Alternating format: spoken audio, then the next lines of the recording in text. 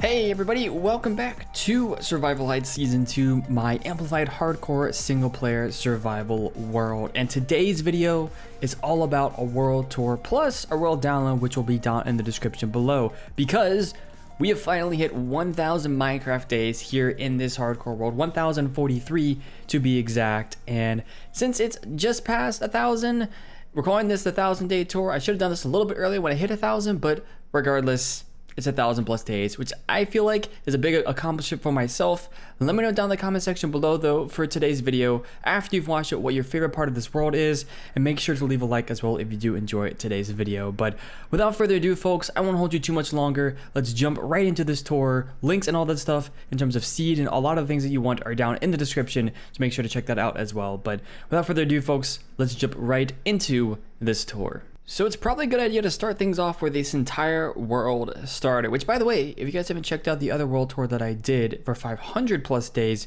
that'll be a card in the top right hand corner. I went over some of this then, but for those of you who are new around here, let's go over some of the basics as well. The block I am currently standing on is the block that I started this world in, where I first spawned in. And if you look below me, well, there's a huge drop down. This is an amplified world. For those who do not know what amplified is, it means pretty much everything above sea level looks mountainous, and it is absolutely amazing to play in. But my first night, I went this way. I went up into this hillside here, and I dug into here because I didn't really know how to get off of here. There were a few trees up there that I ended up getting to, but I didn't really have any wood or much. So even after I got wood, I decided to head into here and try to see if I could get myself some stone. And there are a few things in here, of some of my first things that I haven't really taken back down to where the rest of my base is, which you guys will see in just a minute.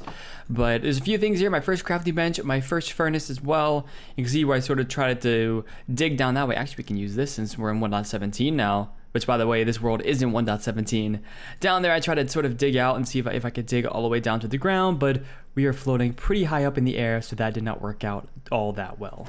But I used a boat, and I actually went off this way. I came down here and used a boat to get down to all the water down there so that I could head to our main base area, which is this way. So let's head over to the main base area and I'll show you all what we've done over here. So flying down through here, you can see a lot of things have happened, and we'll start on this side so you guys get a better picture of exactly how I've started this world. You'll see a few of these areas dotted around here. A lot of the stone and whatnot is stuff that I have planned if the skeleton does not shoot me. But down here, you'll also see a lot of the farmlands that I've done. I've got sheep pens. I've got a cow pen that's way over here.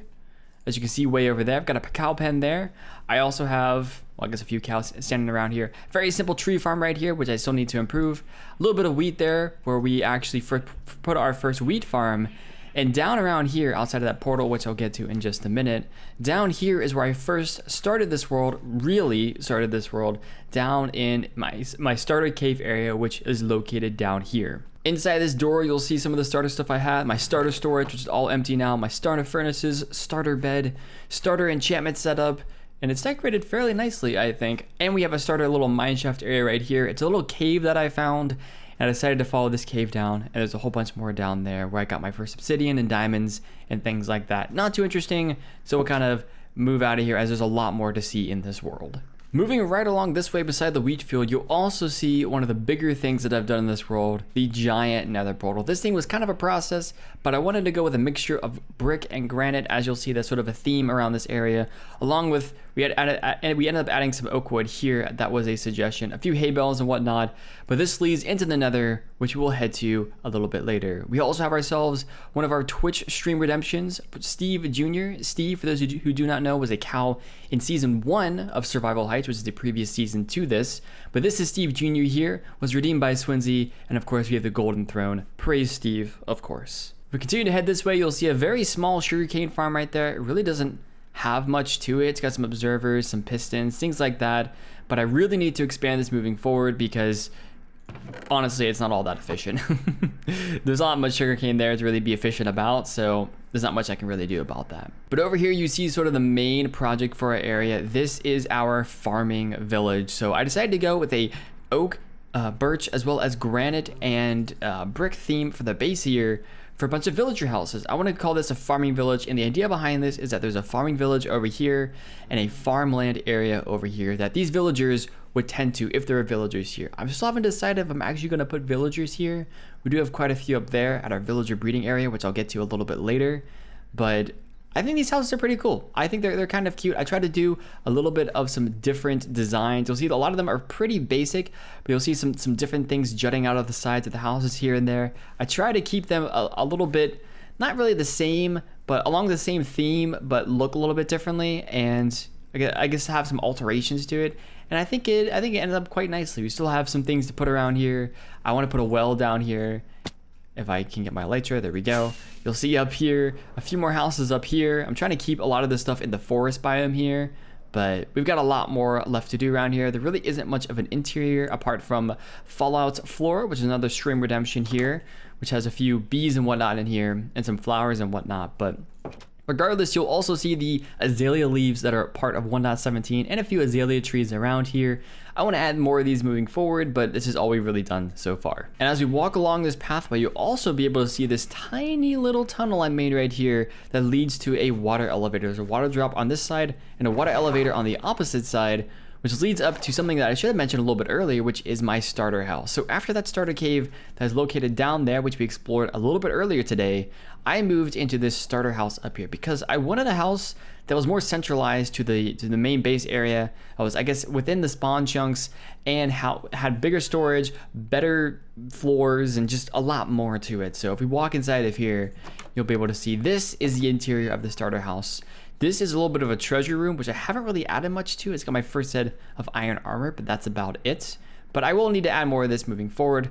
You'll see some random shulker boxes here as I've been exploring 1.17. A lot of this is the new 1.17 stuff because, of course, this world was started in 1.16. But you'll see the enchantment table area over here as well that I've used quite a bit for enchantments and whatnot. If we head upstairs, you'll see my bed as well as just a simple brewing stand here. Whatever this is called, the smithing table, I believe, that you use to make netherite items. A little bit of extra storage here, and a little bit of a better furnace set up here. Hey, I got some steak in there. Heading back down, let's go down to the basement. Here in the basement, you will see this is where the majority of my storage is. All of them are labeled by item frames. I haven't used all of the chests, as you can see, but I keep a lot of my most valuable things in here. So stuff I got from end raiding, all my valuables, a lot of the ores and stuff over here, some nether stuff here and brewing stuff, my farm stuff here with all the hay bales and stuff that I used to breed the cows and whatnot, or the wheat and whatnot that I used to breed the cows, glass and the sand and all the different wood types here, which I really need to stock up on this wood soon. This place has been really beneficial for me, and I'm really glad that I moved from a starter cave up here because the extra storage has been so nice. You'll see over here another redemption, which was a bit of a crash landing for the 1.17 update. It was a pretty cool little redemption we had from Twitch here as well. For those of you who do not know, if you haven't guessed yet, I do also stream this world on Twitch. So you see the area of crazy cool side of a crazy cool crash, which I think looks pretty dang cool. We use some campfires to create this smoke right here, which I think was a pretty cool effect. You'll also see over on this side, this is more of a Twitch thing, but the Twitch partner check mark, because more recently we have unlocked we not only unlocked Path to Partner, which I've had unlocked for a little bit, but we were accepted to the Twitch Partner Program, which is a very, very exciting thing. So built a little monument to sort of celebrate that. You also see with 1.17, we've been grinding a little bit of the moss block down here. You can bone meal it in order to make more of it if you have like stone or dirt or anything around it, which I think is a pretty cool feature. And we use this a lot for a build that's over that way, which we'll get to in just a minute. You'll see a little redemption down there as well, a little seaside or the ocean side, riverside, whatever you want to call it, cottage down there, which is pretty cool. But you also see this huge thing right here. And this is a huge project that I've worked on. It still isn't completely done, but this is my villager trading hall. So on the very top here, you'll see the villager breeder design that was made by Logical Geek Boy. Before I forget as well, we also have an iron farm right there, which has a ton of iron in it. That was also a Logical Geek Boy design, which is why I was reminded of it. Let's head over here real quick and I'll show you all just how amazing this thing is. Actually, I've cleared it more recently, but we have a whole double chest of iron blocks in my starter house area over there. But we also have this many iron blocks here and about the same over on the other side. I have it shut off right now just because we've gotten so much iron from it. But yeah, that design was a Logical Geek Boy design. This one is also a Logical Geek Boy design. There's a Logical Geek Boy design villager breeder. I have carrots in there and apparently 2 farmers because I think it somehow glitched and we got 2 farmers instead of 1. I won't complain, but hey, I suppose it works. And this is a very temporary rail system currently that heads down into the villager trading hall. So some of these guys, you'll see they've been cured by a zombie. They've been cured from zombie villagers. I zombified them and they cured them and whatnot. So they have a lot of 1 emerald trades for books, which is pretty cool. I think I have an Unbreaking 3 guy here. I've got Looting 3 and a whole bunch down here. But as we make our way down here, you'll also see that I have more and more librarians. I've really only done librarians around here, honestly. The librarians go all the way down to about there. And then we have a farmer that I use down there that I get a whole bunch of carrots for, and that's how I get a lot of my emeralds. And a lot of this other stuff really hasn't been filled in yet, but we're gonna fill this in with a whole bunch of different villagers.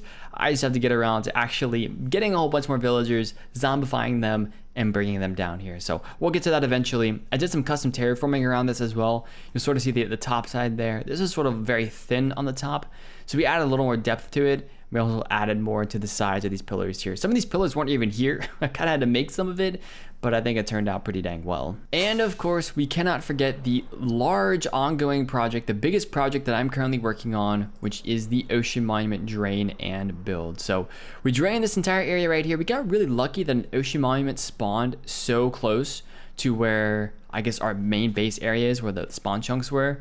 But if we head down here, you'll be able to see that I've drained the entire area of water. You'll see this little effect around here with the water flowing down. I thought that would be pretty cool. You also see some cyan glass down here, which is how we keep all the water out. And as we look down, you'll be able to see a huge work in progress area around here. So the idea for this build is that we're gonna keep the temple. We're gonna put a guardian farm inside of here. If I cannot die, that would be superb. Yeah, we'll put a whole guardian farm inside of here. And what's gonna happen here is that we have some custom terraforming. You can sort of see right here that's going on along the side here. This middle thing is going to be a floating island. So we still have a lot of work to do down towards the bottom.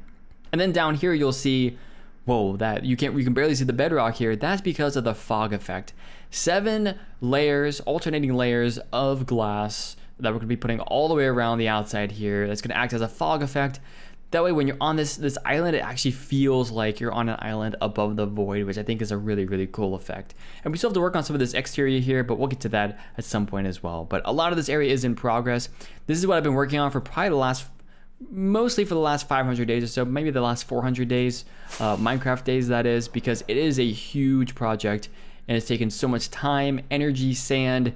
It's kind of insane. You also see over here that I made a few individual things. So we have the very small super smelter here, and we have a small cactus farm right there as well. I needed that to combine green dye with blue dye to get the cyan glass and whatnot there. So yeah, we got a whole bunch of these things right here. I dug a lot of the area out in there by hand, at least this stuff from where you saw the island down to bedrock. I dug out a lot of it by hand, so it was quite the challenge.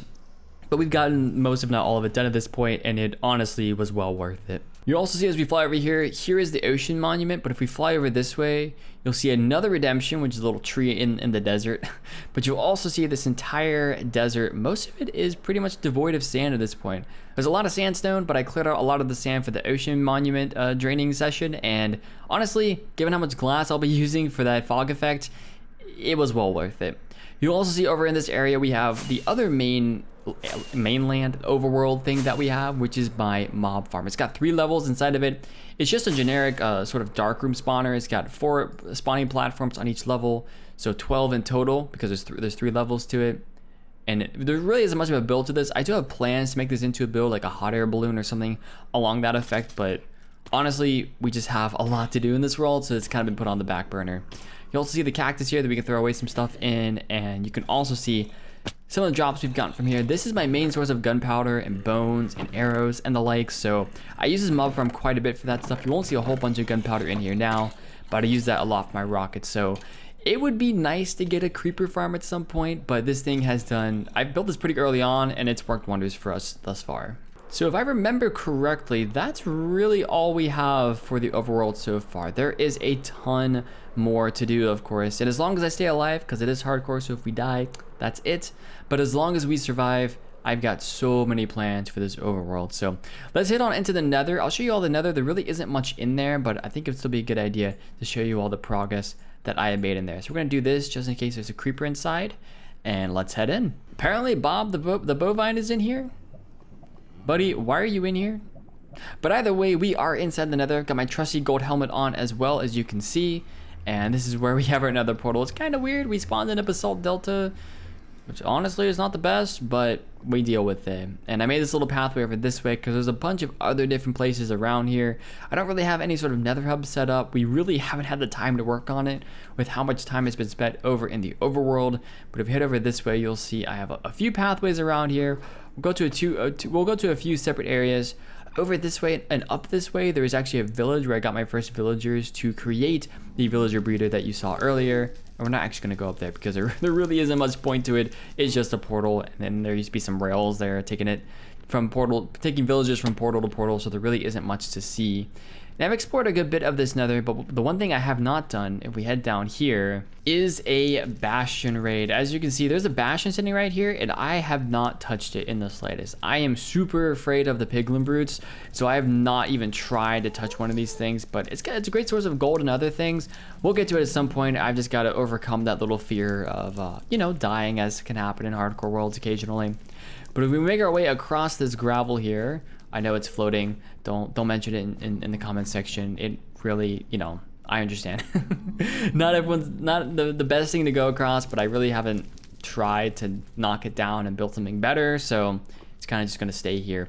But if we make our way this way, we'll come over to the one portal that really does matter in this area. I do have a Wither skeleton farm, actually, like a very small manual one at a nether fortress, but it really isn't even worth looking at. It's literally just a bunch of platforms and some chests. That's it. It's not even a build at this point.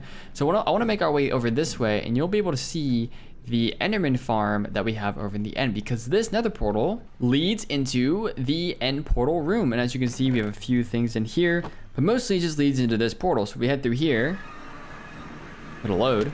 Testing 1 2, testing 1 2. You will see the huge the huge tunnel here with the water on top to prevent Enderman from teleporting on top.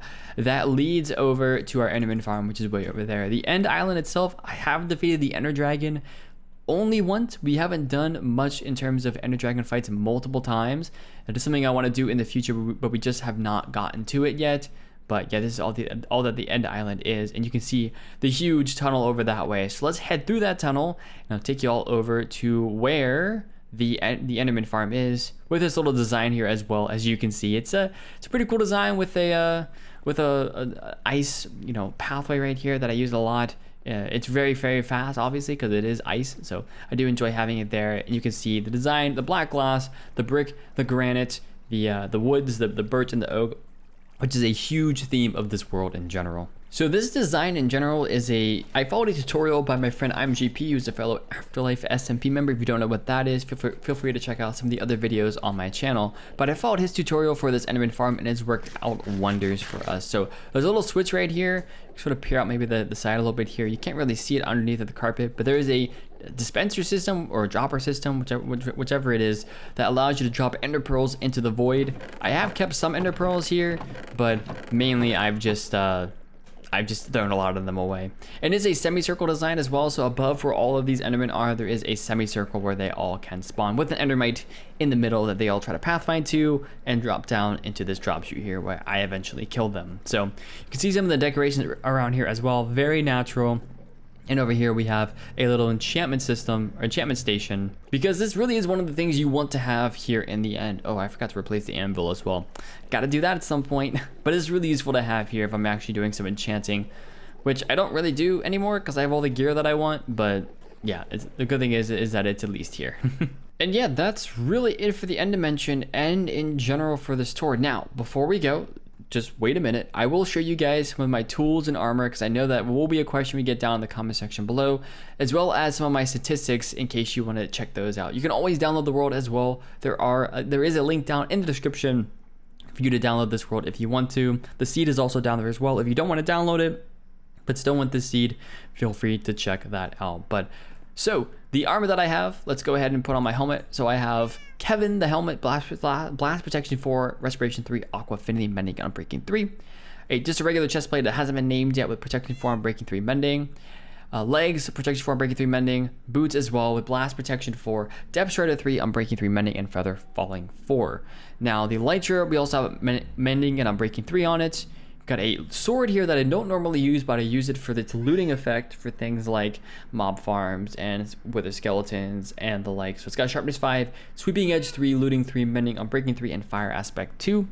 Of course, we have a hoe here that has efficiency 4, unbreaking 3, fortune 3, and mending. I also have a silk touch hoe in case I need to use that for leaves and whatnot. Got axolotl here, efficiency 4, unbreaking 3, sharpness 3, mending axe. I need to put more sharpness on this at some point. Got the gas conqueror bow with a power 4, unbreaking 3, infinity and flame. We have Bob the pickaxe with efficiency 5, unbreaking 3, silk touch and mending. Jeff the shovel with unbreaking 3, efficiency 4, silk touch and mending. You'll see some of the other things I have in here as well. This is the golden helmet in case it's named Carrot in case you want to see the enchants on it. All of these names were suggestions from down in the comment section below in the series, so feel free to leave a comment down below if you want to have something named, and maybe I'll end up naming it, who knows. And while we're here, we can also check out these statistics, so feel free to pause the video at any point if you want to scroll through these statistics. If there's anything in particular that you looked at and said, I want to see what WhiteFyr has done in his world for this specific stat, feel free to pause the video at any moment here and you'll be able to get some of those statistics. The big one here is time played, 9.36 days, which is something over 220 hours. I don't know what over that it is, but it's around that, so pretty dang cool. And time with world open is 1.08 days. That's interesting. I don't know what that means, but that's pretty cool. You also see some of the item things, so you can see my top times mined. I've mined stone the most, times broken. I've broken a whole bunch of iron pickaxes, crafted a whole bunch of planks, and a lot of glass actually. Used a diamond pickaxe the most, it seems like. Picked up a ton of sand and a ton of cobblestone. And dropped a bunch of netherrack because I don't like netherrack and I throw it away anytime I get, unless I just need a whole bunch of it for something. Also be able to pause this as well if you look at the different things that I've killed. You'll see all the different things, including cows, creepers, drowned, elder guardians. Enderman's a big one because of the Enderman Farm. Guardians because of working on the ocean temple thing. As well as, let's see, skeletons because of the mob farm, slimes because there's a whole bunch of slime chunks in the ocean monument area, as well as a whole bunch of zombies, and only 106 wither skeletons actually. I got 5 heads from 106 wither skeletons. That's very interesting. Anyways, folks, that's really all I have for this world. Like I said, if you want to download this world, feel free to check out the description down below. If you want the seed, that's down there as well. And if you have any further questions about this world, feel free to leave a comment down below. And make sure to give this video a like if you did enjoy it. Let me know, what was your favorite part of this world? What is your favorite part of this world? And what do you want to see moving forward in this world as well? Because I have a whole bunch of projects I want to do, but only time will tell which ones I can actually get to. So anyways, folks, that's going to do it for this world tour. Thank you all so much for watching, and I will see you all in the next video. Take care. Bye for now.